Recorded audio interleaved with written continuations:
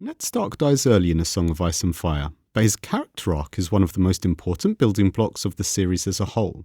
He's the only character in A Game of Thrones who influences every part of the story. The first time we see him, he's executing Garrett, who escaped the others in the prologue. He faces the Lannisters when they arrive in Winterfell and has long conversations with King Robert. Once in King's Landing, he faces off against schemers like Varys and Littlefinger, and he tries to stop Robert having Daenerys murdered. Even after his death, Ned influences the world through his children, who continue to live by the moral code he taught them. His story is like the trunk of a tree, with every other plot thread branching off of it. Robb Stark doesn't have any of his own point of view chapters in A Song of Ice and Fire, and when we see him, it's usually through his mother's eyes. But his arc is one of the most important building blocks of the story's morality system. When his father Ned dies towards the end of the first book, Robb takes the fight to the Lannisters, and Catelyn constantly compares him to Ned. This is Robb acting symbolically as Ned Reborn, keeping his morals and values alive in a cruel world.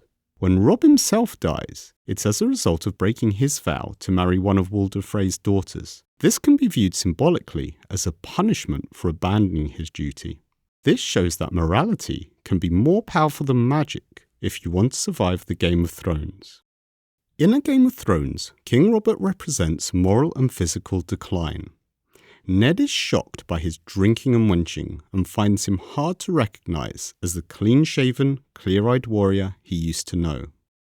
This is an important building block of the story's theme of entropy, along with the coming of the others and the Stark words, "Winter is coming." The Night King was an iconic character in the Game of Thrones TV show before his not very iconic death. That's left a lot of fans wondering if he might make an appearance in the books. The bad news is, I don't think so. The others are presented more like a force of nature than a traditional antagonist, a symbolic representation of entropy and decline. So Night King, acting as the big bad, doesn't really make sense. The good news is, this might make for a much more interesting story. We've had plenty of fancy books dealing with Dark Lord antagonists, but keeping the others as an antagonistic force means George R.R. Martin will need to find a more unique ending. While the TV show depicts the others, or White Walkers, as undead monsters, the books have a very different depiction. The way Martin portrays their appearance is more like icy versions of Tolkien's elves, as elegant and beautiful as they are dark and cruel. And they are cruel, as they show right from the start, by slaughtering wildlings and toying with Sir Waymar Royce. This is an important building block of the lore, because while the others might be the ultimate antagonist from the point of view of humans, the Song of Ice and Fire is one of grey morals, where no individual species is entirely good or evil. In the Game of Thrones universe, dragons are often shown as abominations of nature and have been used by the Targaryens and the other Valyrians to destroy whole civilizations. They often get compared to real-world nuclear weapons by readers, but they're also the best hope of defeating the White Walkers and saving humanity. This is very different from dragons in other fictional worlds and mythologies, like the treasure-hoarding Smaug from Tolkien's Hobbit. This contradiction shouldn't be a surprise. A key building block of George R.R. Martin's stories is filling them with grey characters and moral ambiguity, and his dragons are one of the best examples. Ice dragons haven't yet appeared in the Game of Thrones TV show or the books, unless we count Night King's undead Viserion, but they are an important building block of the lore. According to the world of Ice and Fire, these giant creatures, who are much bigger than regular dragons, live far to the north of Westeros.